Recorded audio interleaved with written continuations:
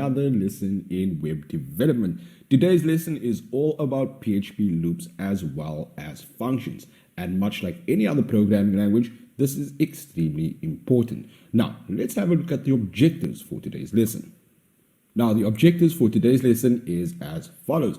First, we'll start by exploring loops in PHP. And if you are familiar with JavaScript, one of our previous programming languages, and how loops work in that specific language, it won't be all that difficult to understand and grasp the concept of loops in PHP. Next, we'll move on to working with PHP functions, which is very, very useful in the event that we want to build a specific block of code and reuse that block of code. Again, much like in JavaScript. And then lastly, as always, we'll have a practical demonstration. Wonderful. Now, with that being said, let's dive right into our very first topic, and let's start with PHP loops. Now, what exactly are PHP loops? Well, like in most programming languages, often when you write a block of code, you want to be able to use that same block of code over and over and over. Instead of adding several almost equal lines of code in a script, we can use a loop to achieve this. Now, when it comes to the PHP programming languages, there are often four basic loops that we can opt for, and that is the for loop, the for each loop, the while loop, as well as the do while loop. Let's have a look at these loops in greater detail. Now, the for loop is often the easiest loop to understand, and this is often the case across various other programming languages. We've seen the for loop before in JavaScript, and essentially the for loop basically loops through a block of code a specific number of times. Let's have a look at the example. Now, over here we specify the for keyword, and we open our brackets, we specify our counter. We then specify the condition for that loop to carry on until that condition is met, and then we execute the code, and then we increment our counter. Remember, our counter keeps track of the number of times that we are able to loop through a specific block of code. Now, one of the loops that really stand out in PHP is the for each loop. Unlike your basic for loop, the for each loop can really be a powerful tool when paired with an element such as an array. And basically this does the same thing. The only difference is that with the for each loop, instead of having a specified number of times that you want the loop to run, the loop will essentially exhaust the amount of indexes within an array. Let's have a look at a basic example. First, we specify the for each keyword, we then open our brackets, then we pass in the array variable, or just our array, as value, and value is what holds the index of that specific array at any given point in that array. We then execute the code. So for example, if we had an array of 10 indexes, or an array from 0 to 10, the loop will essentially exhaust that array until every single index has been printed out, or you've done some sort of computation with that index. Now, this is going to make a lot more sense when we have a look at an example. Now, the while loop is exactly that, and it's not that new to us. In fact, we've actually seen the while loop in action when working with JavaScript. Now, this loop loops through a block of code as long as the condition specified is true. So only once the condition is no longer met, it's then that the loop will actually stop running. Let's have a look at an example. So first we specify the while keyword, we specify the condition that is true, and the code continues to be executed until the condition is no longer true. That is to say, the condition is false, and that is when this loop stops executing. And then finally, we have the do while loop.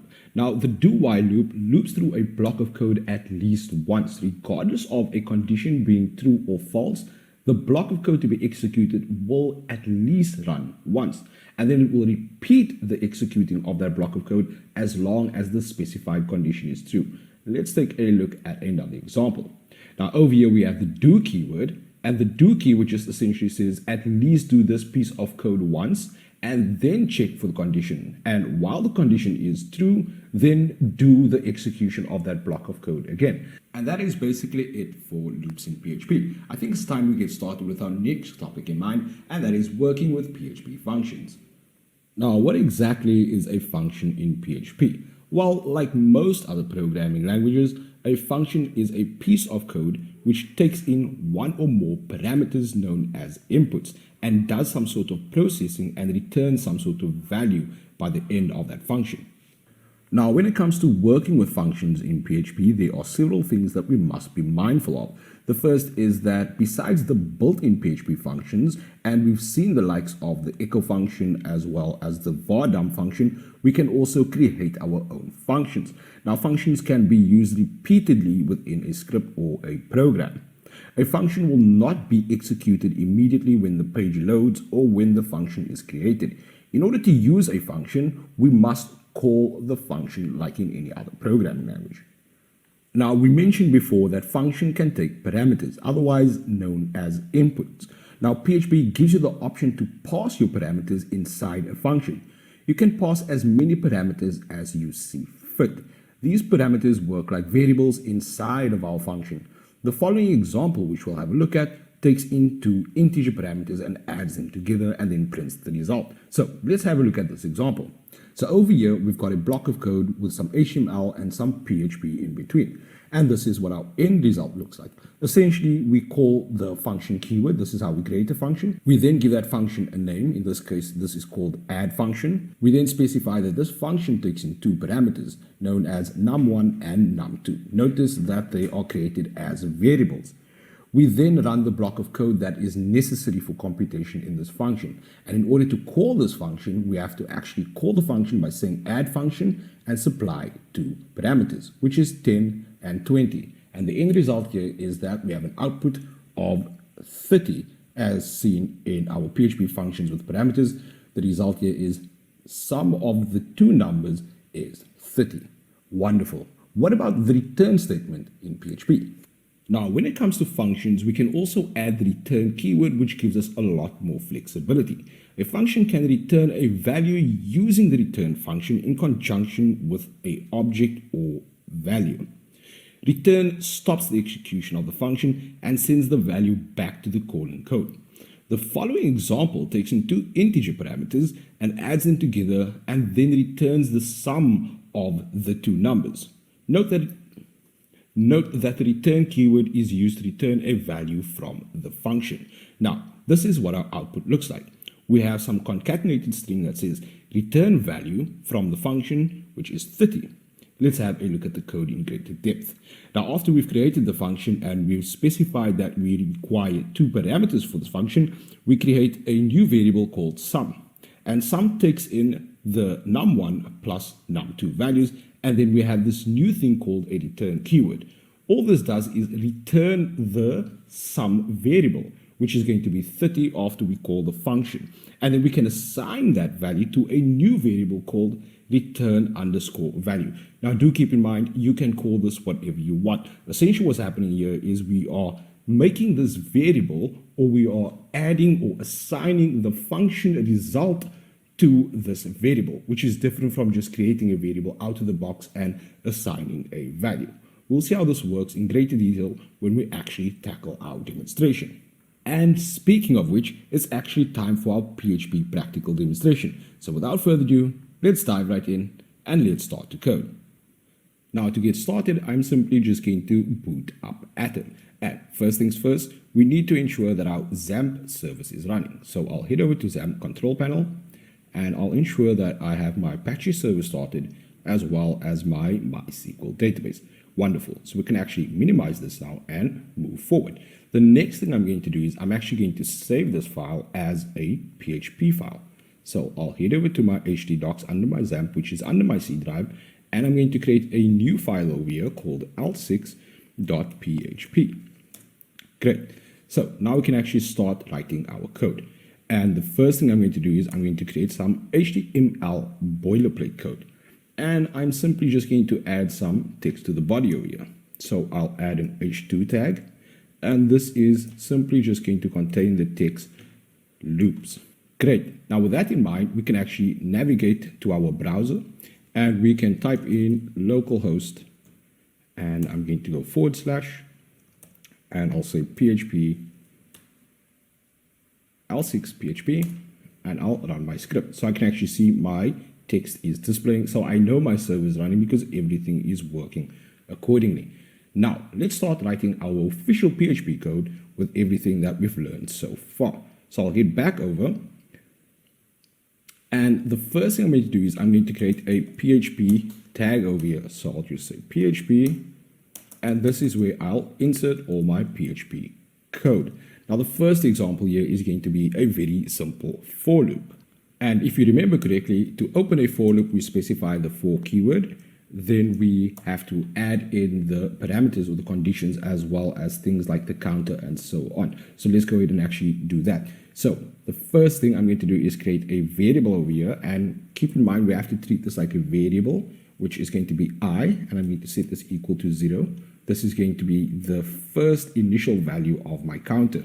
And then I'm going to call I again, and I'm going to say that while I is equal to or less than 10, I want to do something. But before I do that, I'm simply just going to increment I as well. I'll say plus plus. Great.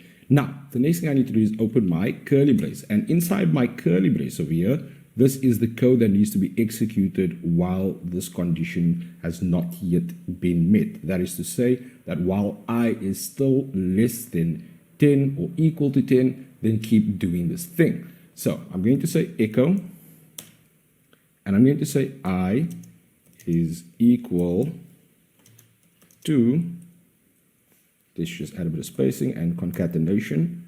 I'll call my $I because I'm keeping track of this value. And then I will concatenate this with a break tag just in case we need to write additional code and move that onto a new line. Very, very important. Do not forget your colon at the end over here, else your code simply will not run. Let's save this and see what we get. So if I run my code now, I have I is equal to 0 up until I is equal to 10. So effectively, we have just incremented our values up until I is eventually equal to 10. Let's try something a little more complex. Now, for this example, we are going to stick to using the for loop. The only difference here is that we're actually going to work with an array. Now, first things first, I need to create a valid array so that I can loop through that specific array. And that array is going to be called cause.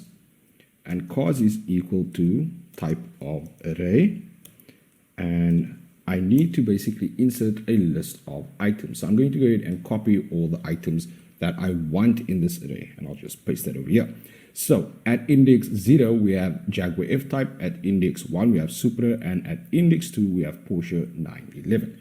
Now that we have our array, we can actually go ahead and write our for loop. So I will say for, and I'll add my counter again, $I, which is equal to 0 once again, and then add my semicolon, $I, while I is equal to or less than 2, continue to do something, right? So I will then just say $I plus plus, because I want to make sure that I can increment this variable to satisfy the condition at some point to avoid an infinite loop. Now in my curly brace over here, I need to insert the block of code that I want to run.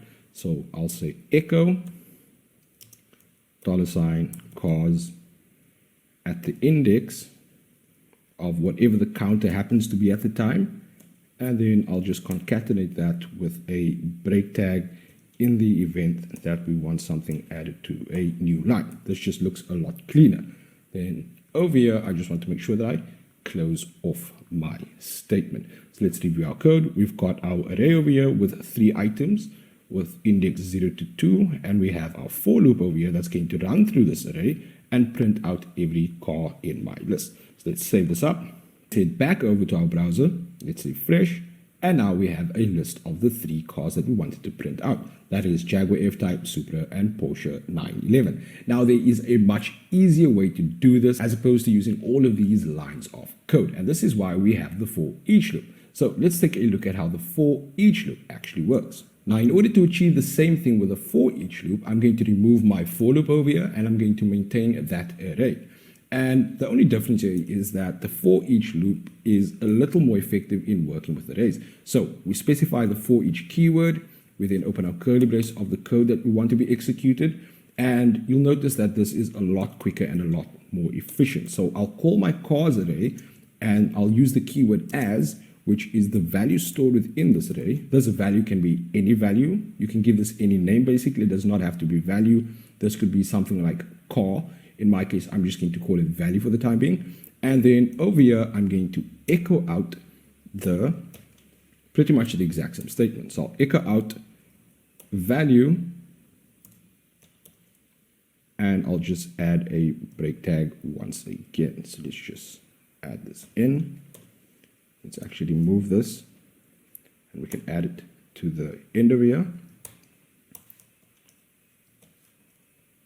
Let's just clean up our code nicely, and let's make sure we've got everything inserted correctly.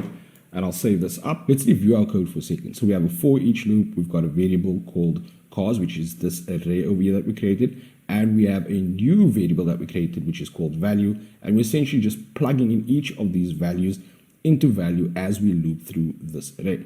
Wonderful. Let's refresh our code and see what we get. Now, if we refresh our code, we get the exact same result. Let's change this up quickly so we can actually see that this code is working and being executed properly. So let's change this one over here to BMW. And let's save that up. Head back over, refresh, and our code works just fine. Wonderful. So let's hop back into our code. And for our next example, we're going to try something a little more complex. So what exactly are we going to attempt with the next loop? The next loop we're going to work with is going to be the while loop. And again, this is not very complicated, but just bear with me for a second. So I'm going to remove all of this code over here, and I'm going to write a basic while loop. First, I'm going to create a variable called x, which is equal to 0, and this is going to be my counter. And I'll simply say that while, let's open up the correct parentheses and so on, while my variable x is less than 5, then simply just echo out some statement, which is going to be x is equal to, just add some colons over here, x is equal to x, and then just a break tag on the end. You'll notice that there are various ways of creating a break tag, so you don't necessarily have to stick to the one where you're concatenating. Okay, you can actually write your string out, because PHP will pick up that you are referencing a variable just by using the $sign over here. That's just something to keep in mind. And then the last thing I want to do is I want to make sure that I'm incrementing x to avoid any sort of infinite loops.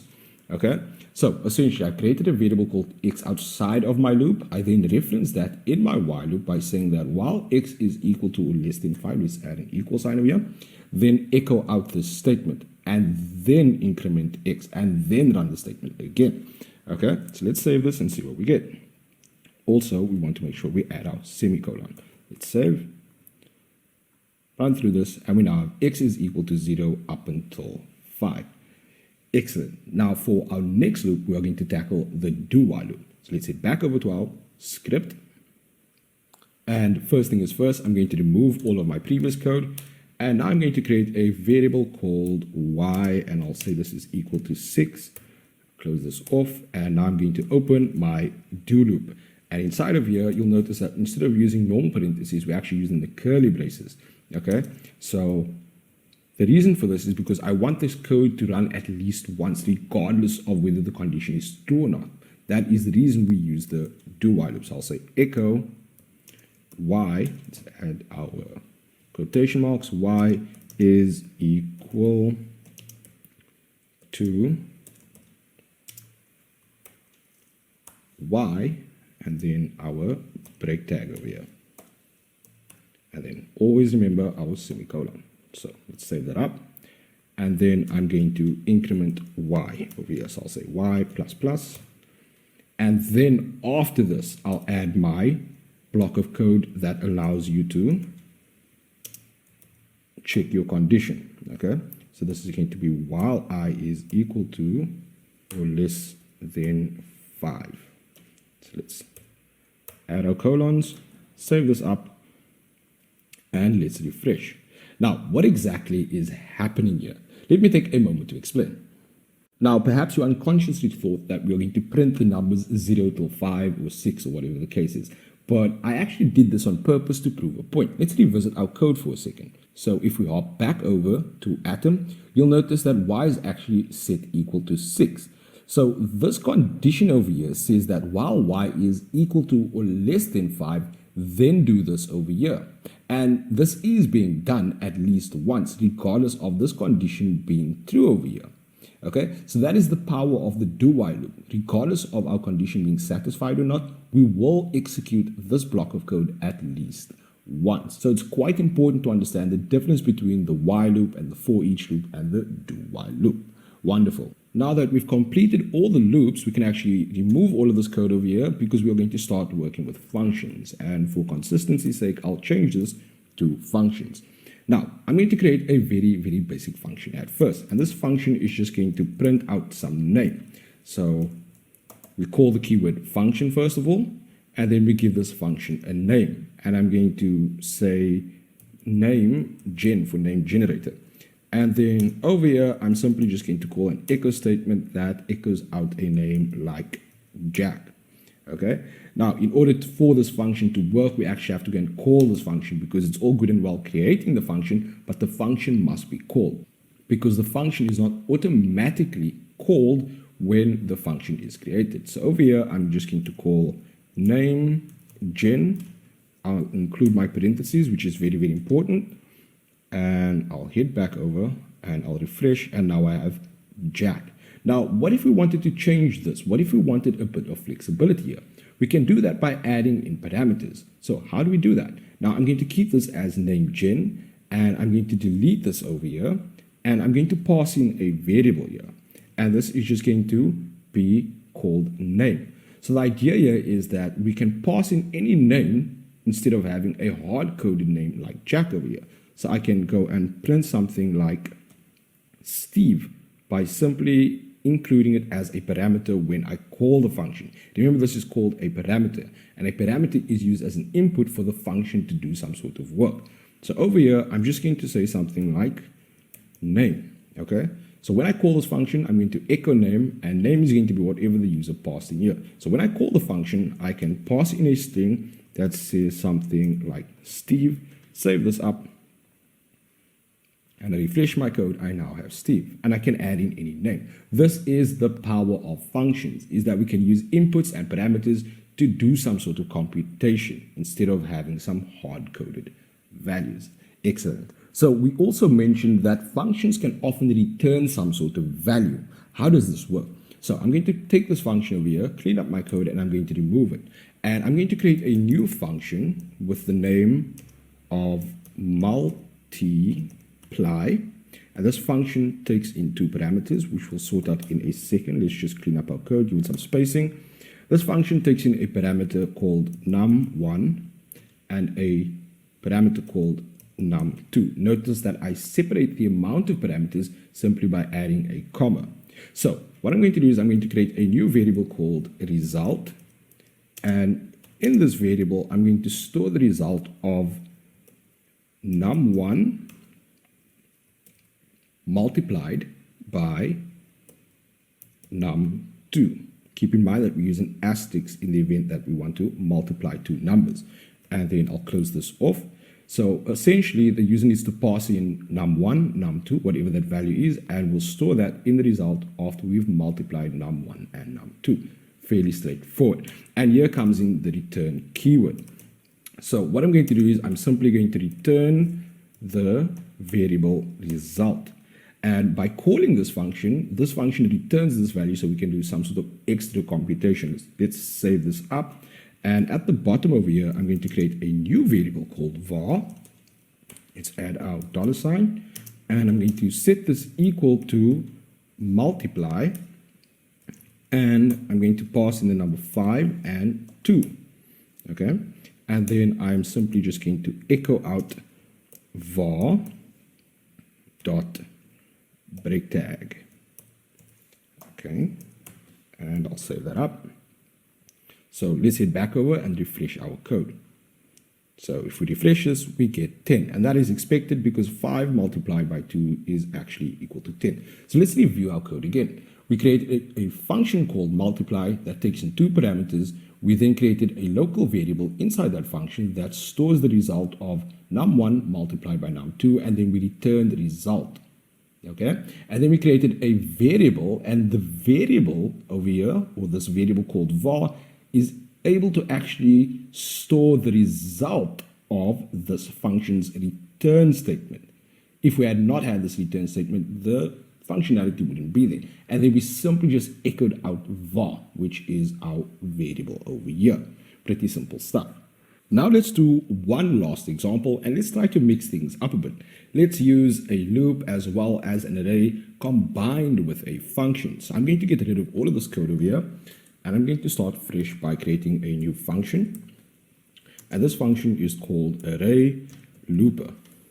As the name suggests, we are simply just going to loop through an array. And in order to do this, we want to supply an array as a parameter. So I'll just call this array. And do keep in mind, you can call this whatever you want. You don't have to call this array because this is simply just a variable or a parameter. So I'm going to say that for each, let's actually get rid of this and start from scratch. For each, open up my curly brace over here, array, which is that array that I just created, as value once again, then do something. And in this case, I'm just going to say echo my value and I'll add my break tag. Okay. And the next thing I need to do is I need to go and create a new array.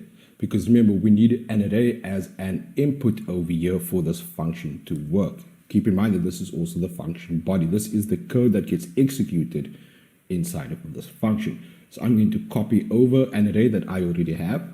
And this array is simply just called fruits, which equals array of apple, orange, mango, and banana.